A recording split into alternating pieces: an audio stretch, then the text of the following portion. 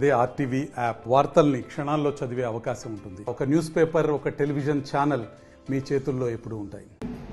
Congress party MP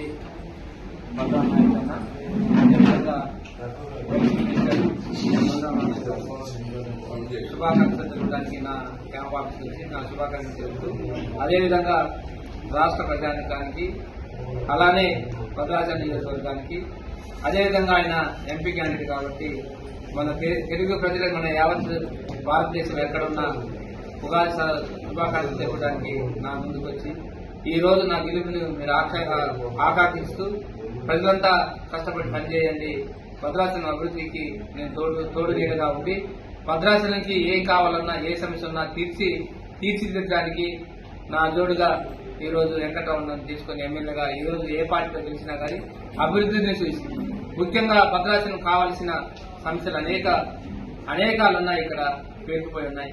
అదేవిధంగా ముఖ్యంగా భద్రాచలంకి ఒకటే మొండెం ఉంది, తోకలేదు.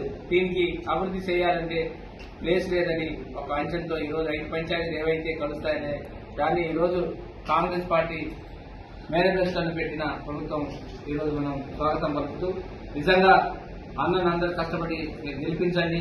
ఇది మన భద్రాచలం నియోజకవర్గం నుంచి భారీ మెజార్టీ ఇవ్వండి. అదే పార్లమెంట్ లో మన ప్రభుత్వం వస్తే, కాంగ్రెస్ ప్రభుత్వం వస్తే ఓకే, లేని పక్షంలో ప్రతిపక్షంగా ఉండి నేను ఫైట్ చేసి ఈ రోజు ఈ భద్రాచలం నియోజకవర్గాన్ని అభివృద్ధిలో తోడు నీడగా ఉండి ఏవైతే సమస్యలు ఉన్నాయో ఆయన అన్నట్టుగా మనకు సాగునీరు కానీ, త్రాగునీరు కానీ, ఎక్కడైనా మిగులు అక్కడ వాజేడు నుండి భద్రాచలం వరకు ఉన్న ప్రాజెక్టులన్నింటిలో కూడా చేయడానికి నేను కృషి చేసి, ఈ గతంలో నేనున్నప్పుడు అనేక బ్రిడ్జిలు కానీ, కార్డర్లు కానీ కట్టడానికి నేను ప్రపోజల్ చేశాను. ఇంతవరకు నేను ఒక్కసారి 2 సార్లు ఓడిపోయిన దాంట్లో నేను చాలా వరకు వెనకబడి ఉన్నాం. భద్రాచలం నిజంగా ఓడిపోవటం వల్ల పని చేసే వ్యక్తి, ఓడిపోవడం వల్ల పని చేసే వ్యక్తిని గెలిపించండి, పని చేసి చూపెడతాను, ఈ నియోజకవర్గాన్ని అభివృద్ధి చేసి చూపెడతాను అన్నారు. దానికి సంతోషం. నిజంగా కేంద్ర ప్రభుత్వంలో ఉన్న నిధులు తీసుకొచ్చి తినే తప్ప రాష్ట్ర ప్రభుత్వం నిధులు సరిపోవు. ఈ ఎమ్మెల్యే నిధులతో పాటు రాష్ట్ర ఎంపీ నిధులు తోడవుతేనే భద్రాచలం నియోజకవర్గం ముందుకెళ్తుందని అన్నందుకు మేము సంతోషంగా ఉంది. అన్న, నీ ద్వారా మేము నిజంగా కాంగ్రెస్ పార్టీలో గెలిచాం, మీ దానికి వచ్చాం. ఈ రోజు మీరు తోడుగా ఉండే ఏదైతే అభివృద్ధిని కోరి మేము వచ్చామో ఈ అభివృద్ధిని నిజంగా చేసి చూపెట్టాలి ప్రజలకు. నేను అప్పుడు ఎన్నికలకు వెళ్ళిన తర్వాత అనేక హామీలు కురిపించాను. హామీలన్నింటినీ కూడా నెరవేర్చాలి. ఇప్పుడు కూడా ఏజెన్సీ ప్రాంతాల్లో పోటీ సమస్య ఉంది, అదేవిధంగా తాగునీరు సమస్య ఉంది, అదేవిధంగా కరెంట్ 3 ఫేజ్ కరెంట్ సమస్య ఉంది. ప్రాజెక్టు కూడా చాలా వరకు మిగిలిపోయిన చెక్ డ్యాములు కానీ, ఇతరిత ప్రాజెక్టు సమస్యలు కూడా చాలా సమస్యలు ఉన్నాయి. ఈ సమస్యలు తీరాలంటే ఇలాంటి వాడు ఎంపీ రావాలి. ఎంపీ ద్వారా మనం ఈ నియోజకవర్గాన్ని అభివృద్ధి చేయాలి.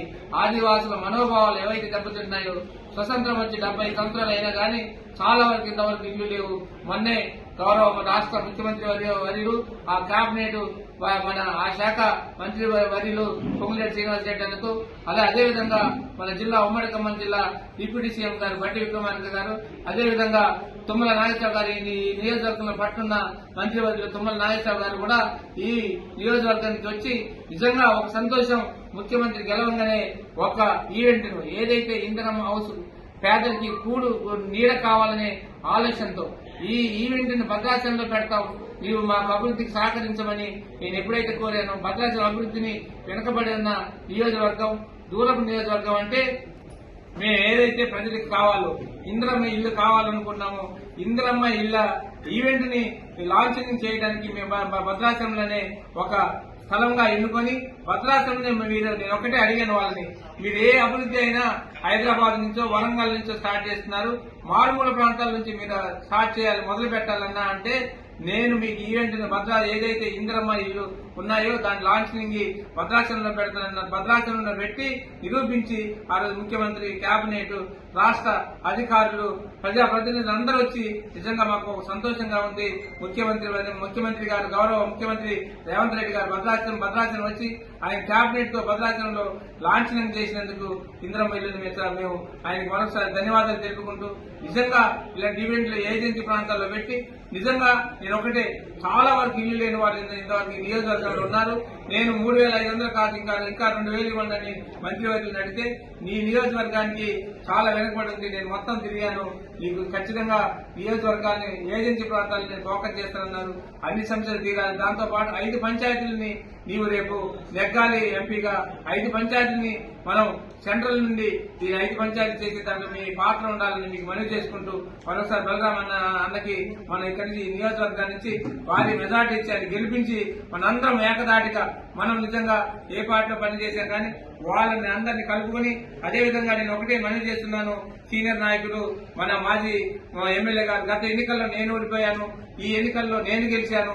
అయినా కానీ పార్టీ ఇచ్చిన ఆదేశాల మేరకు నీతో నేను కలిసి పనిచేయడానికి ఖచ్చితంగా సిద్ధంగా ఉన్నాను. ఎటువంటి విభేదం లేదు. ఖచ్చితంగా నీతో కలిసి పనిచేయాలి. ఎందుకంటే సీనియర్ నాయకుడు 2 సార్లు ఎమ్మెల్యే అయ్యావు. కలిసి పనిచేస్తాను.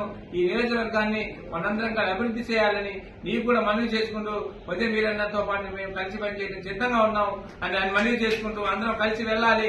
కలిసి వెళ్తే మెజార్టీ వస్తుంది. బలరాం అన్నకి మనం మన నియోజకవర్గానికి మన ఇద్దరం ఉన్నాం. వారి మెజార్టీ ఉన్నాం. అటుపక్క టీఆర్ఎస్ పార్టీ నుంచి వచ్చిన మేము ఈ రోజు మీ ఇక్కడ కాంగ్రెస్ పార్టీలో ఉన్న నాయకులు అతి బలంగానే ఈ నియోజకవర్గంలో ఉంది. ఈ 2 కలిపితే నిజంగా భారీ మెజార్టీ ఇద్దామని మీకు మనవి చేసుకుంటూ సీనియర్లే జూనియర్లు అందరం ఏకదాటి మీద కార్యకర్తలందరూ పనిచేసే బాధ్యత మన ఇద్దరం తీసుకొని బలరాం అన్నకి నెగ్గించే దాంట్లో మనం కృషి ఉండాలని మనవి చేసుకుంటూ సెలవు తీసుకుంటాం. మరిన్ని వీడియోస్ కోసం ఛానల్ ని సబ్స్క్రైబ్ చేయండి. లేటెస్ట్ అప్డేట్స్ కోసం వాట్సాప్ ఛానల్ ని ఫాలో చేయండి. అండ్ లింక్ డిస్క్రిప్షన్ లో ఉంది.